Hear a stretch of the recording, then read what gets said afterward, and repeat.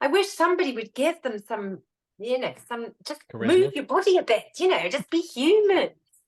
But they can't dance, Liz. They can't dance. Have you seen any of them dance? Actually, Anne Widdecombe did all right on Strictly Come Dancing, but that was because she was sort of thrown around. Don't say that. You're not saying that Anne Widdecombe is better than them. Oh my God. Yeah, I mean, I've Boris got to was give right. it. Go on, Savan. Boris was all right on dancing. The Did he do dancing? Oh Did you God. not? Wasn't there a clip where we thought he was dancing and Rishi was also thought to be dancing? It turned out that there were other people who just looked Everyone was identical. dancing. Yeah. So including that clip at the end of this. Clips. they are fabulous. The guy in Ibiza, you're like, okay, that looks like a cool prime minister. That is definitely not Rishi.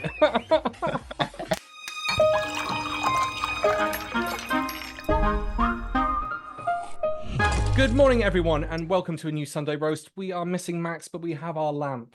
We also have Savan. Savan, can you introduce yourself, please? Yeah. Hi, everyone. My name is Savan. So, journalist and affiliated researcher with the University of Glasgow recently, and I was a project manager for an organization called Refugees for Justice. I'm no longer with them, but. And Liz, great to have you on, Savan. And Liz, can you introduce yourself? Hi, I'm Liz Webster. I am the founder of a campaign group called Save British Farming, and we farm in Wiltshire, and we have beef and arable, and I'm also obsessed with Brexit. I've also got a YouTube channel if you want to follow me, Liz Webster, Save British Farming. Savan, have you got anything you want to quickly plug? Yeah, I think I've only got one social media, which is Twitter and X now, Savan Qadir. Not much to talk about in the news, right? Literally nothing. So dull. Who would have thought? Farming. Liz, how's the farming going? How's the farm? The farm has been full of journalists this week. We've got lots going on because the president of the NFU, Minette Batters, is standing down next week at the NFU conference. So I've been inundated with journalists wanting to get comments about this transition of power, because she's been in office for 6 years, and 6 of the most interesting years for agriculture, mainly because of Brexit. Because we've been thrown under the Brexit bus, which is exactly what we said would happen, but it's a hell of a lot worse than we thought it was going to be. What makes it worse than you thought it was going to be? How bad did you think it was actually going to be, and how's it worse? It's worse because we didn't predict COVID, which took a lot of European staff away and they didn't come back. And that made things harder in overnight, really. And also, we didn't predict that we'd ever end up with a situation where we had sanctions, export checks, but they didn't put sanctions on imports, which means that we've been facing, huge undercutting from imports from Europe and from other countries across the world, which has meant there's a lot of farm businesses have really been forced out of business or forced into doing something else. So that's impacted sales. So I was aware that pork, for example, we don't have anyone in doing the abattoirs, especially down south. And so that means that pork prices have just nosedived because there's so much of it available, and yet we can't process it at the same time. Is that the type of thing that you're talking about? It goes in fits and starts depending on what's going on. So last summer, there was a surplus of cucumbers on the continent. And so they came streaming in here and undercut our growers because the supermarkets will just buy whatever's cheaper. And they'd then also gone through, the greenhouse growers had gone through, obviously, the winter with energy prices. Our input costs after COVID shot up by 30%. And everybody knows everything's gone up since COVID, but we're the ones that bore the brunt of the real inflation hike right at the beginning. And so it's been really, really tough. Farming was also divided over Brexit because farming's been having a bad time for decades, because we've not had a government that backs farmers, it backs the supermarkets. The supermarkets are a monopoly and they have the power to decide everything.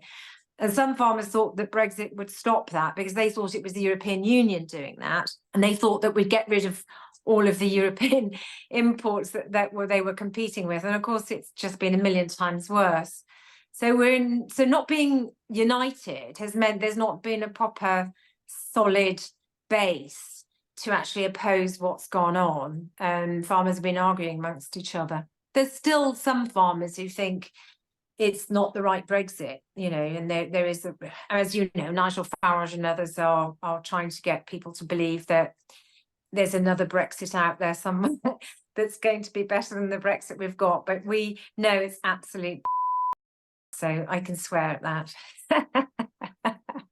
We ended up with pretty much the worst Brexit we could have. And the only worst Brexit was no deal. And I think no deal would have been better, because I think no deal would have been so bad and it would have been so sharp and quick that we would have gone back in quickly. Sorry, Liz, is that from a farming perspective or a general sort of perspective it would have been so bad? Particularly for food. It would have been noticeable, but also, well, some of the medicines have been stockpiling, you know, and that black swan thing. I think for food, it would have been really bad, yeah. Savan, I can see you nodding quite a bit there. I'm going to ask you, because you're not, I don't believe you're a farmer, although there is a cow in the background there. That's one of you. You got a cow? I can't see it. Where is it? Yes, it's an Angus Scottish cow. Oh, nice. Probably not much Angus, very nice. What have you noticed? What are your thoughts on this? But also, I'm going to ask, have you noticed it at the supermarket up in Scotland so much? Yeah, I think, you know, let's put it, you know, eloquently. One of the biggest issues the farmers don't get the money, you know, the money that they deserve. The supermarket, the corporation actually pay them pennies. You know, I've spoken with many farmers actually, you know, the quite recent month or two. Coincidentally, we were speaking about milk and other things, and they barely get, you know, pennies out of it. So I was like, and the other challenges were like, you know, if we try, that's just from producing, for example, from milk, and they say we're going to hand it out to another company that will do the bottling and stuff, and then the distribution, and we don't have the manpower to distribute it ourselves. You know, sorry, the manpower, the human power, the people power to do that. So I think if I was a farmer, personally, if I was a farmer, I would have left that sector because there's not much left for me to do, and there's not much for me to pass on to my new generation to come and, you know, do the job I used to love.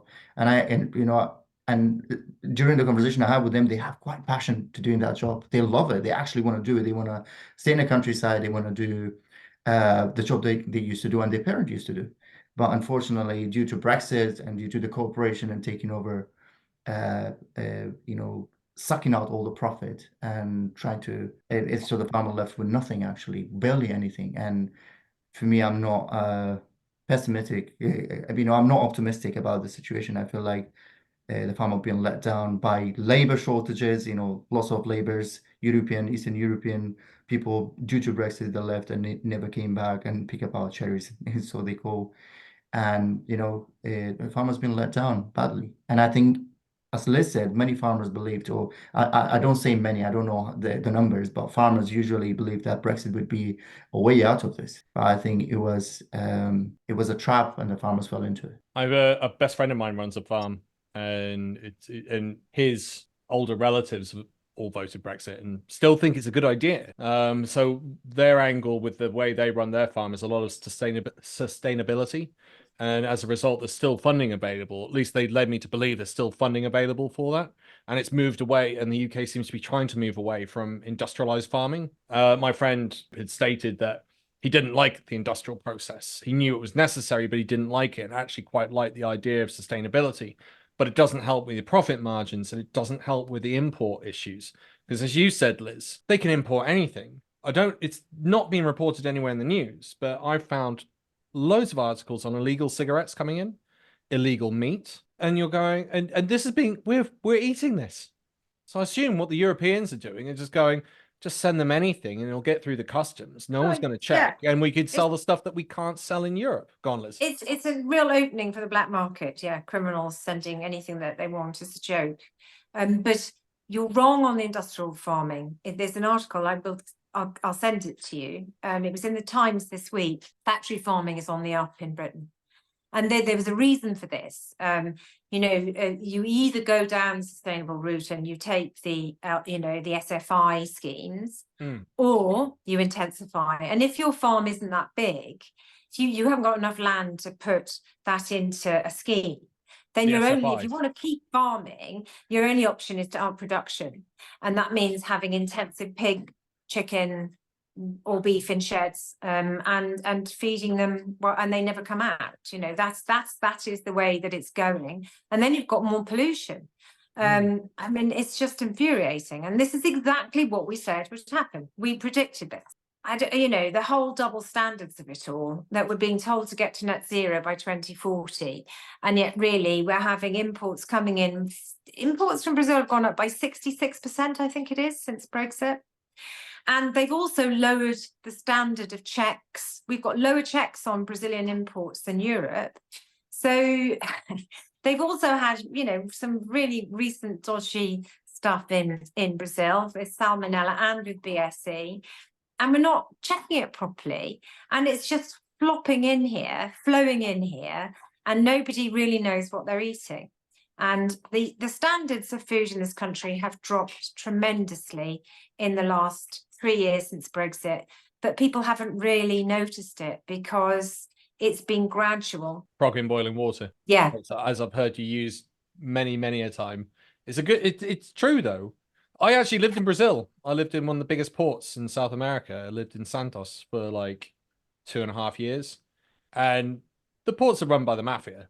It's a well-known thing. So there's no checks on that. It's just pay us off and let us in. And then there's no checks here. I mean, it's the irony of them saying that they want to protect our borders and they've left them right open. That's why they focus on the small boats. It's a distraction, isn't it? You know, my uncle used to do it to me when we were eating food. He used to say, look out the window, and then realize that, you know, there's a monster out there or something. And then he'd pinch all my roast potatoes. It's distraction. I do that with my partner still. I actually done that with my son. That's really bad. I feel guilty now, you know, okay. But yeah, I mean, today I was talking to a journalist saying, you know, if you want to be sure about what you're eating, it's much tougher than it was. But we produce for M&S, and we do know the processors actually said that M&S DNA their animal before they go into the processors, and they DNA the meat at the end. So can you just tell our viewers what the DNA process is?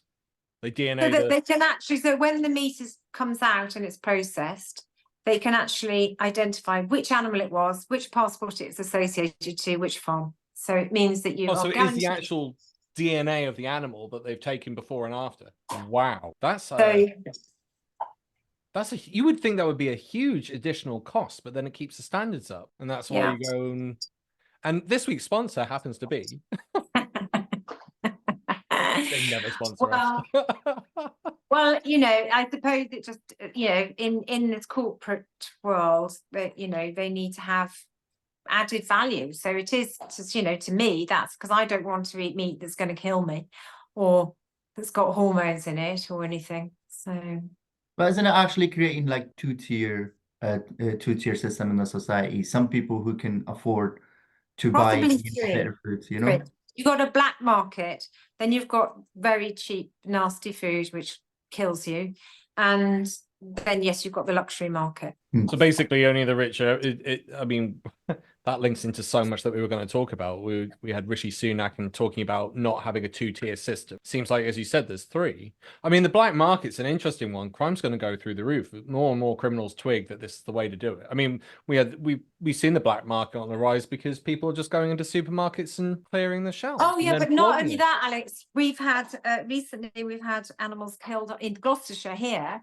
Animals killed, slaughtered on farm, killed, and then butchered on the farm by criminals, because the illegal meat market now is very, very lucrative. You're just saying that because it's actually your wolf that's doing it, isn't it?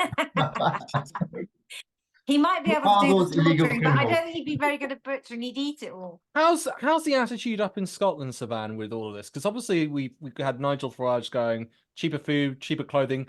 Obsessed with bras for some reason. Great big exciting world out there. Right. We can give people cheaper food, cheaper bras, cheaper shoes. And then telling us, you know, it's going to be a better life. Is that the situation up north? Is it better? No, I think when was that? I think it was last year. The Scottish Farming, they were quite angry about the whole situation. So that's one, and the consumers actually are struggling right now with the food inflation, and I think then again that's due to Brexit again. And in terms of farming, the one I spoke to you about was all Scottish farmers that I had a conversation with. So yeah, they love the job, but they're struggling as well. So they always when I speak to them, they usually speak about the passion, the love they have for it, and then the downside of lack of labor, the frustration coming with it, importing cheap food and reducing British meat and stuff. They used to have higher standard, and now because we have meat in illegal market and we have meat coming from very low standard without check and balance, and because people cannot buy and afford to buy good meat, their market will gonna go down, the black market and the cheap stuff will gonna go up as well. So that will also impacting farming and high standard, in their work. And so my personal fear is, the farming would just adjust their standards to the normal low standard just to get by. Otherwise, they can't compete. So that's going to be the main concern I have right now. Well, no, not here. No, because we'd lose our contract anyway. But we wouldn't either. But we're we're producing less food than we were. But if we, I do know some younger farmers that are, have decided to intensify the number of animals, which when we all know if there's more animals in a confined space, then it's not so good for that animal. So I think the biggest risk that I worry about is the loss of food security and not having enough food. If we decided to get rid of our food production, most of it, we should have stayed in Europe, because then we had a guaranteed food supply. But to do that and reduce food production here, and then rely on food coming from the other side of the world, when the world is turning to, if Trump gets in, that's what worries me, is not having enough food. Well, I'm gonna play a bit of a devil's advocate again with you, Liz, and I'm gonna say, so I like it when you do that. When I was doing some research for this, I saw that in Europe they were having very similar problems to here. So cheap imports is a problem. Climate change is a big issue. How is it that it's worse if it's the same sort of thing that's happening in Europe? That's my devil's advocate. Okay, what I'd say is the European farmers are much better. British farmers are complaining and saying we're not having this. They actually, the French farmers in particular, really helped British farming over the years by protesting for us. Because it goes against the British psyche to do anything outlandish. And the communities in France are different. Everybody is connected to farming. But I would say that the European farmers have got bugger all to complain about compared to us. It's nothing. It's a tickle compared to us. Yes, okay, Spain has got problems with water and climate change. But we've got too much water in the winter, and then often not enough water in the summer, and we don't collect the water. And we've been underwater here for 4 months, and we haven't been able to get our maize in. So climate-wise, we've all got issues, but they haven't got Brexit. And whilst they might have more imports than they had because of Ukraine, they have got rid of the Brazilian imports. That they've stopped that. We have got the worst trade deals ever that any country's ever done in history. I think I'd argue the most appalling trade deals, which were absolutely handing Britain on a plate, slaughtered to Australia and New Zealand. So a question of time, and if the Conservative got in again, we would have hormone-fed meat here from Canada without a doubt. Did you hear about how the Australian trade deal happened under Boris? And how we ended up with all the beef? Because we brought it up in a previous couple of episodes, but just to recap, essentially Boris is having dinner with the Australian ambassador. It's like randomly, Boris starts apologizing for disconnecting from Australia and that Britain joined the EU.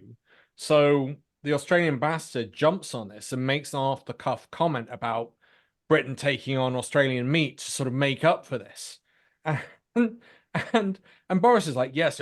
So the ambassador excuses himself from the table, goes to the loo, but as he goes out, he tells one of his minions from the Australian government to go off and write up a rough draft of the agreement that Boris has made to take Australian beef. And the ambassador goes to the loo, the minion goes off into 10 Downing Street, uses 10 Downing Street's fax machine, faxes it over to the Australian government, has it sent back. By the time the ambassadors come out the loo, and it's like almost a formalized document, which she then presents to Boris, who signs it off there and then. And then and because he's done that as Prime Minister, we've been fighting ever since with Australians to reduce and limit the damage of that deal, all because Boris felt guilty.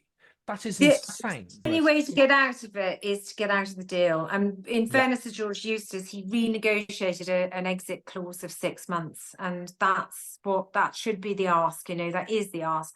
Get out of these bad deals. They're horrific. But I think Labour probably will have to address that, because they have agreed to a veterinary agreement, and you know, that will then move one thing to another. It will be the first step. It looks like it's, I mean, Scotland is interesting. 70% want to rejoin the EU, and it's like 50-50 and separating from the UK. What's the general feeling that you hear on the streets of Glasgow? Yeah, but I mean, just to add what you said about Australia, I think the Australian officially, not on the way in the loo, in official TV conversation, they asked him, what do you think about that deal? They said, oh, UK not going to gain a lot of benefit out of this. I don't care. But, you know, ultimately say, I don't care. You know, it's good for Australia. It's good for Australia. You don't be so hard on the All right. Name one good export from the UK, Matty. It's hard, isn't it? I suppose. The peas pies. I don't know. Yeah, it's very hard. But this is about what we sell to them, Carl. Like, it's a good thing for us. Good thing for us, because we get to sell more beef, and that's great for everybody in Australia. All right. And yeah, it's been a terrible deal about the Australian one. And the general feeling about joining the EU is quite high, to be honest with you. Like, I personally want Scottish independence because so we can get get back to the single market at the very least, and joining the EU in the future. I think what it was imposed on Scotland against their will, something that democratically, you know, that's the issue I have with, you know, with the union stuff. Scottish voice, it doesn't matter, and you know, whatever the vote would have been, it would have just been what the Westminster decided to. And I just feel like that's quite unfair. That's not treating Scotland as the country that should have been treated. And that's 1 second. And who's like economic, put an economic sanction on themselves? We impose an economic sanction on ourselves deliberately. Mm-hmm. And so many lies in 2014 about the referendum. You know, the only way to stay in the EU is by voting to stay in the Union. 2 years later, there's no accountability for the lies that's been made. It doesn't matter anymore. So like in a democratic, like in an election and stuff like that, you can just come up with any fairy tale, manifesto. People can vote for you, and you can literally do the absolute opposite, regardless of the damage, and you can still go on. So people in Scotland, I think they're angry, and the latest polling was 53% of people want to be independent, and I suspect those who want to be independent mainly or largely because they want to join the EU and limit the damage that's been imposed on Scotland against their will. I mean, in many ways, at least you got the vote. There's a Caribbean island called Anguilla, which is connected to the French island of St. Martin's economically and trade-wise. They've had no say whatsoever. Now they've had to disconnect from the island of St. Martin's for trade. I don't even begin to understand how that works. And yeah, you have been forced out. Could you imagine and then told that you're not allowed to have a referendum to whether or not you want to accept this deal or still be part of the union, and told no, this is it. And the thing that always gets me is if the UK had that with the EU and the EU refused to allow them to have a referendum, could you imagine what the UK what Westminster would have done? They would have gone bananas. I know, you've only got to look how they talk about Ireland as well. They haven't come to terms with the fact that Southern Ireland escaped the union. They still think that it belongs to the crown of England. I mean, I'm Welsh, so I live in England, but there isn't a healthy approach within the union from England, from certain quarters that see everybody else as inferior and that they're in control. It's still the empire type thinking, but the empire's got nothing left apart from Wales and Scotland and Northern Ireland, maybe Gibraltar, just And Falkland Islands. Falklands. And They Greenland. were damaged by Brexit. They didn't get a Yeah. vote. Their fishing, was going into the EU. And now, Um, no, go somewhere else. And you're sort of going, I could also see Argentina going, hello, you're financially damaged. Interesting that. There's even rumors about part of the Falklands wanting a referendum because they reckon there's oil deposits off the shore, off the coast. So, but I don't see that happening because Argentina's just begging to separate from the United Kingdom. If they give enough reason, to Scotland and to other, other part in the UK, other countries in the UK, including the island, people will leave. If you put pressure on people and give them reason, say, hey, we're not good for you. We're not treating you with respect, and we're not. You're not fair with us. The decision we make, it's all what we say is going to be imposed on you. Then people, ultimately, hopefully, stop saying, oh, hey, what we're doing in this unit. It's not right. Nationalism is rising in Wales at quite a phenomenal rate. Yeah, I mean, it used to be completely, more or less dormant, but it's really, especially amongst the youngsters. So that's the way it's going. Did you know that the word Wales means in Anglo-Saxon foreigners? So the Prince of Wales is the Prince of Foreigners. And then and that's why Cornwall's Cornwall, because it's corn foreigners, the Cornish. So you're like, that's actually quite a slanderous word to have named a country. It's the foreigners. Well, also everybody spoke Welsh first, in these islands. It was the first language. You're gonna start. So the English were the invaders. We were here first. Are we gonna start having Wales demand that? Well, it's interesting because we were going to bring up Putin, but Putin's demanding Alaska back because the Tsar, I think Tsar Nicholas I sold it to the United States, which has been quite interesting. So Putin put out a memorandum, or his foreign office did, saying they don't see Alaska as part of the United States. You're like, what? And so I think one of the foreign secretaries for the United States was questioned on this, and he just laughed in the face of the journalist and was like, yeah, he's not getting it back. To me, just understand that he signed something today that said the sale of Alaska is illegitimate. Right. Well, I think I speak for all of us in the U.S. government to say that certainly he is not getting it back. But I think it was I think with Putin was on a bigger scale thing in regards to justifying Ukraine. So there was the Tucker Carlson interview where, for the first 20 minutes, I felt that the interview was appalling, and that Tucker just allowed him to say whatever he wanted and barely challenged him on anything, including this completely insane narrative. But basically, Putin's justification, and I think I've heard this from other sources, that it's not just Putin, but it's been a well-held view for a long time, is that Ukraine and the Ukrainians aren't a real country. They're not. And the reason being is that you go back to 1640 and according to him, it doesn't exist as a country. And that actually Attila the Hun and the Hungarians have a bigger claim to Ukraine than the Ukrainians. And so therefore it's okay to invade, which of course isn't what he said at the beginning. He said he had to denazify another country, which in itself Tucker didn't challenge, because otherwise, I mean, you can't go and invade countries because you want to change the political landscape inside that country. That's just, or can you do that? I don't know. Go ahead, Savan. I can see you shaking your head there, being like, no.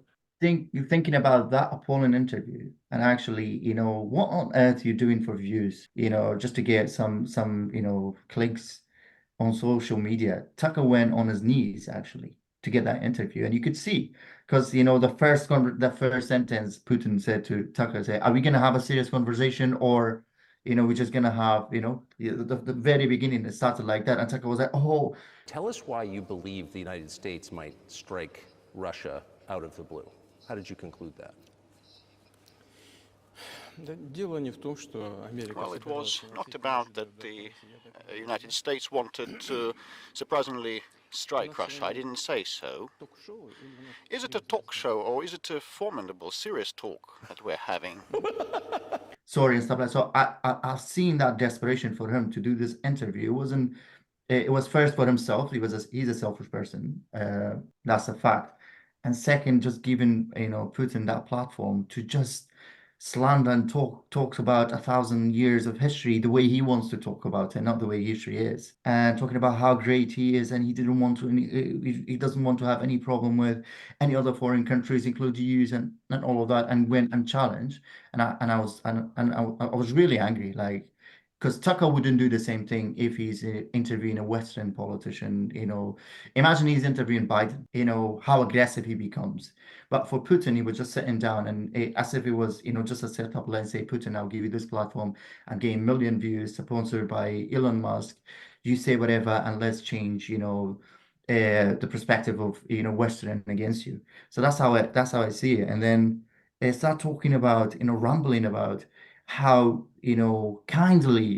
how kind Russia was to giving Ukraine was a gift. It was this part was a gift by Russian, which just and we don't say anything about it. It's okay, we're just nice people. We just give you that, and we're not here to do anything like that. And I just thought it was appalling, and I think that undermined lots of things that the Western trying to do to support Ukraine, and undermine the effort Ukraine trying to do to to get rid of this invader, this ultimate invader trying to.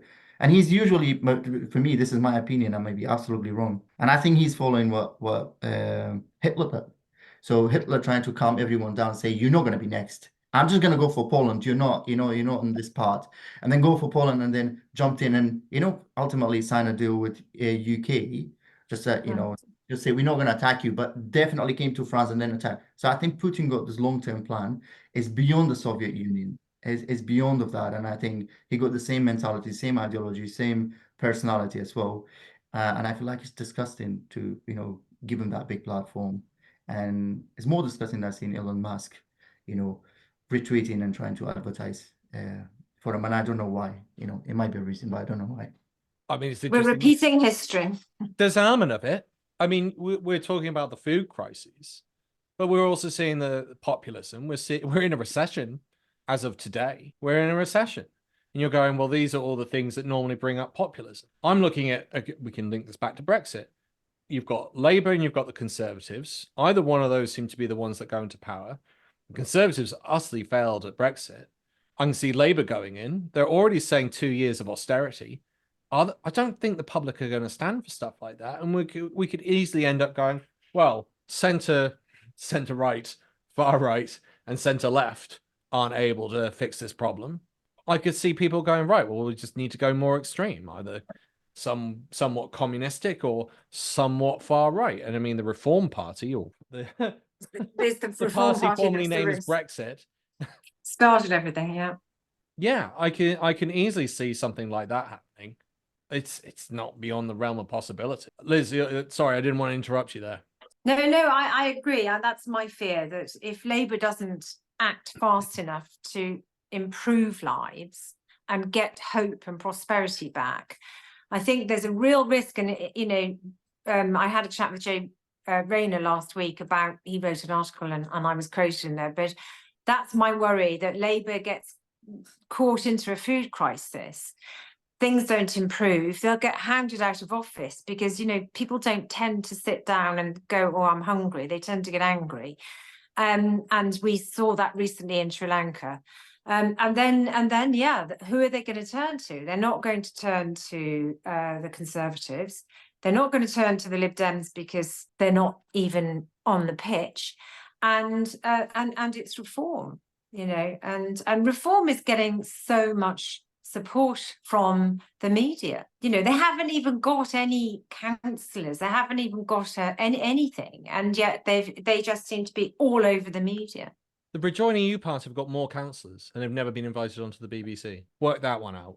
And they're the only one that's literally saying we want to rejoin, apart from anywhere between, whatever you read, 60% of the population, 70% in Scotland, 85% of millennials. And the Rejoin EU party, who has an actual councillor one more than Reform, have never ever been invited onto the BBC. I can't. The frustration with the BBC. I think there was even an issue with the National Rejoin March, which you were at, where the BBC didn't film it. But the XL Bully protest that was right next to that march. Yeah, about 50 people. That's what it was. With like a few hundred, let's say a few thousand. BBC gave the National Rejoin March no coverage. And you're going, I mean, we want, I'm happy to talk more about Tucker and Putin's interview. I'd say that there's a lot of similarities actually with Hitler and Putin. They both disenfranchised with what took place, Cold War versus World War I, didn't know what to do, go back to Germany or Russia, start a political movement, a political party that's highly corrupt, happy to use violence, happy to bribe people, happy to work with the mafia or SA, and then use violence within those groups to control people. Rose through the ranks through politics and managed to win, into an election, one as president, one as chancellor with the biggest party. And then they dismantle the system from the inside. That's all. That's what both of them have done. And then eliminate all opposition that criticizes them. There's no difference there. Like in that narrative, I mean, he has concentration camps clearly in Siberia. No one's arguing that, but no one brings it up. And again, it comes back. This comes back to the interesting thing we were talking with the media, and we can link it all in together. Because there was Rishi's GB News People's Forum. Did you guys watch that? Savannah, I can see your face. I was just like, watched a bit of it. I whistled. Go on, Liz. You're shaking your head. I've seen some clips. He just, watching Rishi just makes my skin crawl.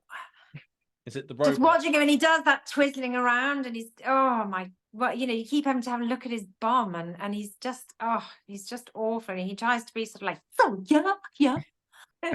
Right. It's like those seagulls from Where's Nemo? Might. I might re-edit that and just put it right instead of mate. Right. He was doing all. It was the weird. It showed how insecure he was by having to say it, because he was justifying himself. Interestingly, Harvard just did a study that said if you want to get more respect and engagement from people and get more in life, use the word because. So the example would be, instead of saying, I want to use the photocopying machine, you would go, I would like to use the photocopying machine because I need to get this done in the next 10 minutes. And therefore you have more compliance.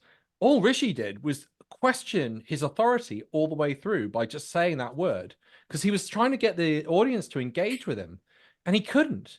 He was, as you said, Liz, he was like bouncing around the place. He didn't look very comfortable. I realized that the cameras were really badly placed, because I've seen so many of those US presidential elections. He should have had a camera facing him and the crowd around.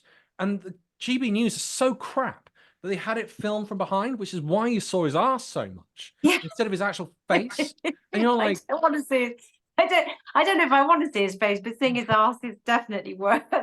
I mean, I can say it's a bony ass because he's not eating 36 hours a week, So he's fast. He's doing intermittent fasting, isn't he? 36 hours. And he still can't get stuff fixed. He still can't get any clothes to fit him. His trousers are always too short. I wish, I hope, there was a political fasting, that he could have been fasting for a long time and not just talk about politics or not be involved in politics, just fasting, not break the fast. Is there a religion to do something like that, no? It feels like it. Well, we'd be out of a job, wouldn't we? If that was the case. Every single day of the week, there's stress with these guys. And did you see the response from people afterwards? Did you change your mind? I didn't learn anything really new tonight. Have you changed your mind on Mr. Sunak? I've not changed my mind. I'm just still very undecided. I wasn't very impressed with what were the answers that were coming back. So, yeah, I'm still undecided. And you, sir? Will you vote for him? I'm undecided. I think it's lost. If I'm totally honest, he's he's trying his best, but I don't think the Conservatives can win in the next election. I was pretty unimpressed with the way he closed off the COVID vaccine injured person. Okay. Well, thank you on that. You heard when they were interviewed about what they thought of the Prime Minister. They wanted to be paid. They were asking for their fees. They were obviously paid to be there. So, can as a PM convince you to vote for him? He's convinced me to think about it, but what I really am thinking about at the moment is, where do I hand in my expenses claims? Don't ask me, sir. I'm a near journalist. Please, thank you, sir. It's, you know, just shocking. You want to hear a story? I know someone who's meant to be in the audience. I'm not going to name names. But basically, they told us they would be invited on. They were told it was meant to be impartial. And then at the last minute, and they were meant to be asking a question to the audience. And at the last minute, they were then told that they weren't allowed to go and to ask a question. And then they were banned. So if you look at the seats, there are empty seats on the front row. I assume it was their seats that got removed, which is also quite funny because you were like, the Prime Minister couldn't even fill up his whole audience in his home county. What a joke. So, but at the very beginning of the episode, they were like, yes, this is totally impartial. We've invited people from across Yorkshire. And it's been impartially chosen by this group. And you're going, no, it hasn't. And then they said that it's audience questions. And then you saw audience members holding up a little piece of card which had GB News written on it. And you can tell they were having to read the card. You're going, this is up there. This is the type of crap that happened with Putin. He took over stations and then he altered the narrative and no one could question him, which is exactly what happened with Tucker Carlson. He could have the interview, but he couldn't question him or hold him to account on some of the crap he said. And literally, we've just had the exact same thing with GB News, who flagrantly lied about what they've done because we know someone who was invited on and then barred. And you're going, this is like, I think we've got a big problem with our media. Is this why you decided to get into YouTube, Liz? To have a voice that's actually honest and not run by an oligarch? Or are you an oligarch? Yeah, I really look like an oligarch. With that gin you do. All that gin, yeah. It would be vodka if I was an oligarch. Why have I done? I think I was encouraged to do it. I actually find it much easier talking like we are rather than talking to myself. I find it a bit sort of, it's not natural to me. I find it much easier I need the chemistry of somebody else there to talk to. It's much more enjoyable. But people want to hear about farming and food and things that I take for granted. I go, oh, surely you understand this. I've said it 5 million times. But it's complex, and you know we're living and breathing and eating it literally every day. And I can't do a sort of brain melt, and so doing it in a text form is difficult. So that's why I started doing it on there, and you know it seems to be going really well. We get the odd person that's saying, oh, democracy, shut up, but most of the time the comments are really supportive and they seem to enjoy what I'm saying and seem to learn things, because I always try and base it around what it means for people rather than saying, oh, where's poor farmers. It's about people's food and what it means for our values and for the country. So, but I'm still a newbie on YouTube. I'm still a newbie. I've only got 4,000 followers. I need more. We'll help. Oh, thank you. We'll help. We'll plug. Savan, what about you? What got you into journalism? I think lack of representation of, people like me with my experience. I came as an asylum seeker to this country. And all I've seen, and it made me so angry, because all I've seen a false narrative about, immigrants and all of that stuff. And I was like, somebody needs to talk. And I usually had conversation with journalists before, when I was like, they had an interview with me. They will take the bits they really want and they just fill in the gap in their piece. So I was like, well, why am I doing this? I need to write the piece myself. I need to stand up and do the whole story myself. So that's how I got into it. And then I was doing some interesting job at the University of Glasgow, doing research about integration. We actually wrote a book, and that's the book, UK Borderscapes, about it says about multi-dimension, but one of the dimensions about integration and lack of integration in the UK immigration system, because a lot of problems. One of them forcing migrants to not be productive as they could have been. There's so much potential there. But anyway, long story short, I decided to, I need to, tell those stories myself, and it needs to be a language that we use, migrants use, and that's how I go into it. I remember Richard Tice doing that, didn't he? He got on Twitter, he met some refugee being either left or thrown out of a hostel in London, and then twisted the story, and you could tell that the guy didn't have a good level of English, and so he couldn't quite actually justify himself. Plus, he probably had no clue as to who Richard Tice was, who obviously is quite adept at media. Have you taken him on, Liz? No, I haven't done camera with him. No. I keep it. I get. They like me. Some of them. Andy Wigmore is literally always, most days, will have something to say to me, and Richard sometimes comes in, and certainly Catherine McBride. I mean, did you see what she did? That was just the funniest thing. She said, "I thought you were an organic farm. How is it that you've got cattle in a shed? You can't be organic." It was hilarious. And the whole Twitter exploded, and every time she shows her face anyway, everyone then keeps reproducing this tweet of hers because it was the stupidest thing she ever did. But between them all, they sort of go, "Oh, it's her again. All she does is talk about farming and Brexit." And so I have the old thing going with Richard. But this last weekend he was on Talk TV with Kaylin from Byline, and he was going on about Germany again. So I've now decided to try and twist it back. So I keep tweeting back at Richard going, "Oh, more good news for Germany." So, I mean, it's all we can do is laugh at them. But unfortunately, the people that they do reach are, I don't know if you saw the video of their candidate, Ben Habib, for the by-election. And he is just the most awful guy. And he's spinning something about the council trying to compulsory purchase this couple's land or their house.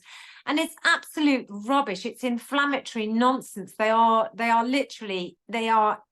making things up to frighten people. And he's just trying to make the most out of it. But unfortunately, they are vulnerable to that kind of feeling, that because they seem to sort of go in, they talk lies and bollocks, and they make people feel as if they're on side when they're just liars and con men. I still haven't heard any journal. Ben Habib keeps coming up. I think we brought it up again last week. Ben Habib keeps coming onto media and saying, "Oh, this isn't the right Brexit." Then he says Northern Ireland shouldn't be separated from the UK. But no one, I've not heard anyone turn around and say, "Well, what should it be then?" Because it's one of two things. It's either the current situation with this quasi weird customs single market thing that Northern Ireland has, which is cut themselves off to some extent from the UK, or it's a hard border. There's no alternative. It's a quasi trade deal, which then leaves Northern Ireland in limbo, or it's a hard border. There's nothing else. And if it's the quasi deal, then it means that Northern Ireland is an open border to the UK, which again never gets brought up with him. And I've never heard anyone bring it up from the media. And you go, well, why not? He's always on TV. He's always saying he wants a different type of Brexit, or it's not the right one. And yet no one nails him on basic questions. No, he just gets away with it all of the time. Sorry, and he's in, his business is in to do with what he's got a load of business, I think, from watching the border with technology. I think cameras and stuff. He's into security stuff. It's really, I have done an interview with him on BBC and he just talks absolute bollocks, and he doesn't get challenged. You're right. No journalist seems to challenge what he says, and he just seems to get away with it all of the time. I think he's probably the worst of them. Apart from when he was asked about the social scenario and issues of Northern Ireland, and our very good friend, Dr. Jennifer Cassidy, who's been on here, railroaded him because he started banging on about Smarties when people are saying they're concerned about violence erupting in Northern Ireland. Can you now speak to the social and political implications to the people of Northern Ireland if a hard border is introduced, if you care so at all? A picture tells 1,000 words, right? Think of a glass jar with 1,000 Smarties in it. I was going to note your analogy, which was horrific, by the way. Oh, hang on. 1,000 Smarties. Those Smarties represent all of the trade that goes across all the 28 countries in Europe. Okay? The trade that goes across that Irish border is between 1 and 2 Smarties. It is a tiny, tiny amount. How dare you? This is not about economics. I've asked you about the social and political implications for the people of Northern Ireland if a hard border is introduced. It's not going to be introduced because everybody has said it's not going to be. When you say everyone's not said it's going to be, that's not what Jean-Claude Juncker has said. He said there has to be. We can't just have animals coming across the border without being checked. You know better than the people of Northern Ireland, the politicians of the Republic of Ireland. And everybody has said they're not going to impose a hard border. The head of the police force in Northern Ireland says he worries this could be a trigger for violence. Is he part of a Remain conspiracy as well? But again, that was an audience member. She wasn't actually part of the panel, although I think it was Mehdi. I can't remember his first name, but he's a journalist who's moved to the United States. Absolutely hammered him on that. Because he was like, we asked you about social problems and you start talking about Smarties and economics. I don't, look, the reality is... Well, you know more about policing in Northern Ireland than the head of the police. Of course I don't. But there is no reason for that to be the case. So when Assistant Chief Constable Barbara Gray, who heads up the counter-terrorism unit in Northern Ireland, says we predict that a 6 to 12-month period, if there's a no-deal Brexit, there could be an upsurge in violence. That doesn't worry you at all? Look, of course everybody should be worried if, You don't sound very worried. You just made an analogy about Smarties. And we're talking about the return of violence. Savan, I can see you. Yeah, I was just gonna say, the same thing about same line of journalists not holding him accountable or challenging. He talks about Ben Habib talks about multiculturalism. It failed.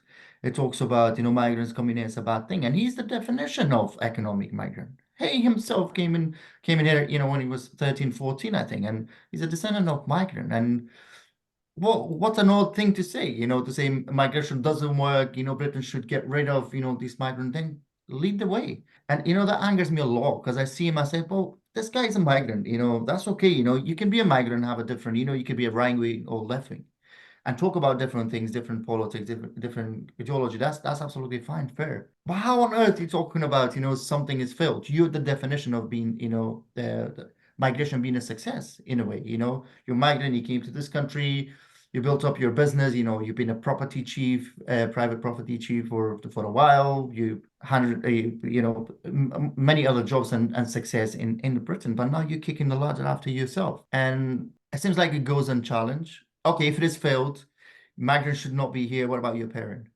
So if migration is bad for this country, do you think you're bad for this country? Why nobody, ask this question? Yeah, of course, you might have, hold a British citizenship, but it's you know what it is? It's because they're saying what a certain proportion of the country wants to hear, and they know that. It's a trope.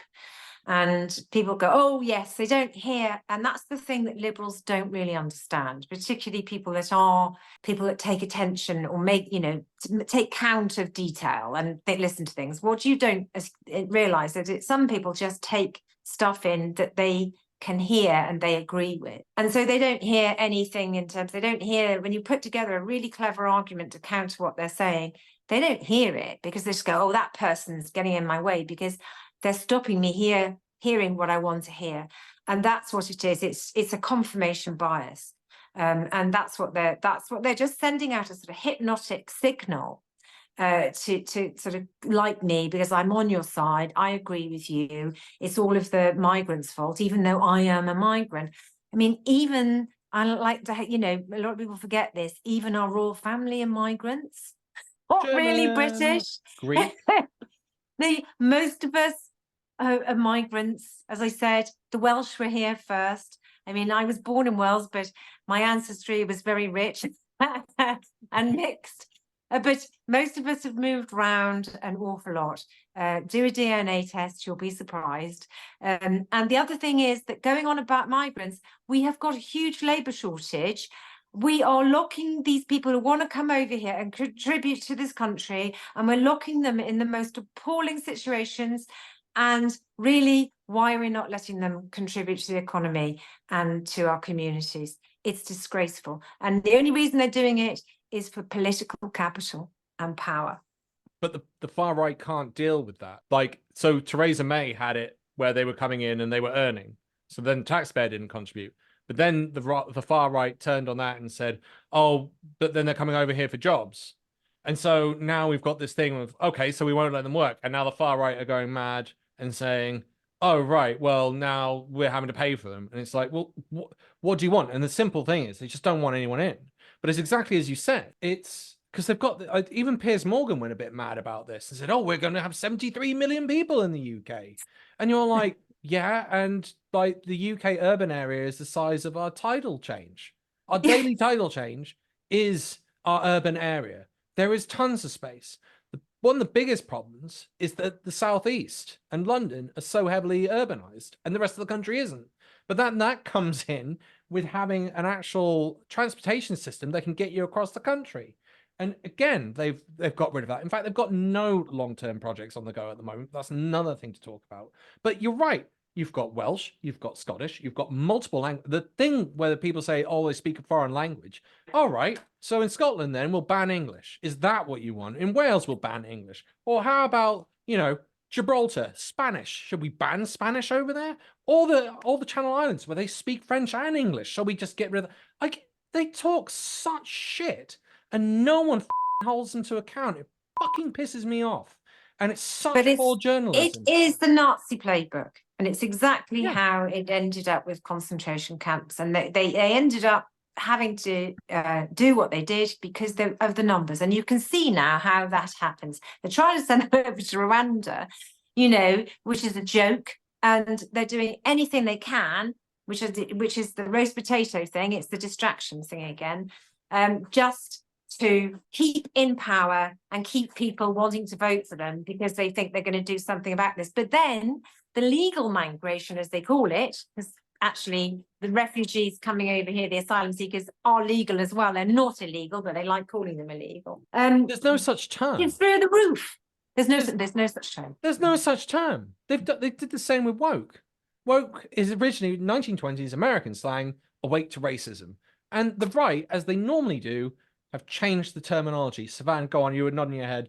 I was just thinking about something because many of them, the right wings, Thais and Farage and all of them, now they ought to be Israeli supporting what Israel's doing, right? So I was just thinking, it's just a thought experiment. I was imagining like if they were, if let's say today is 1948.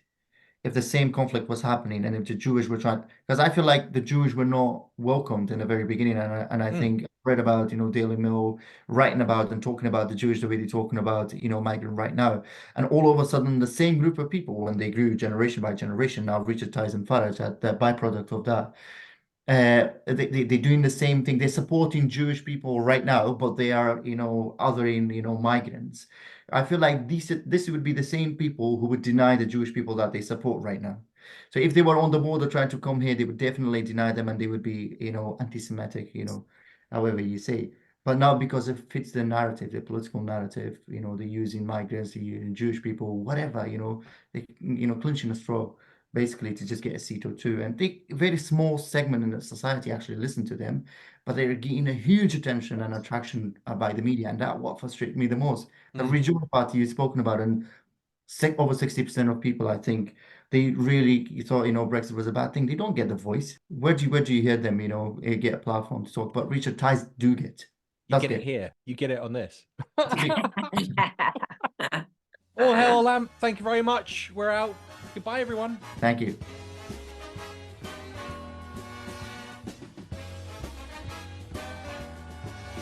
Be sure to tune in next week for another exciting story from the files of Police Squad. The Tucker Carlson and Putin thing, I mean, just to give you a quick brief, Liz, I mean, he didn't challenge him on anything, apart from one thing, which I brought up last week, which was Putin kept saying he's a Christian, so why is it okay to kill people? And it did flummox Putin, because he I don't know if you know, but he's gone through this big religious change. He's very much like Mussolini, hated religion, and now is like, yes, religion is the greatest thing ever. Now he loves the Pope, I hear. Yeah, they're very close, aren't they? Shock. The Pope liking dictators. Not like that's happened before. He went actually through a bathing ceremony. He had to go in an ice bath and come out the other end, and he was stripped down almost now, and bishops were there from the Russian Orthodox Church sorting him out, and it was all this big hoo-ha. And of course, what do you say to people? So Putin came back with this sort of thing of like self-defense was an acceptable thing. It's like, well, I don't think Jesus was going around killing the Romans. Right.